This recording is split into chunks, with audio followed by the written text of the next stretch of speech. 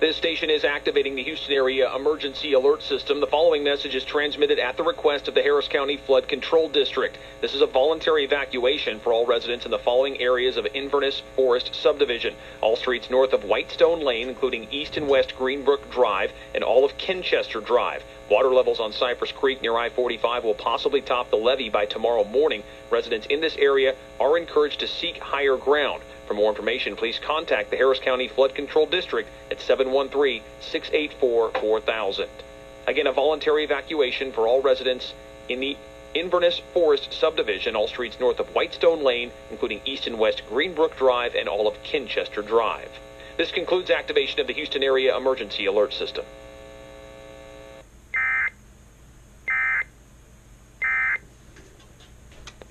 Okay, see, that was not an alert from National Weather Service. I want to see what that came through as.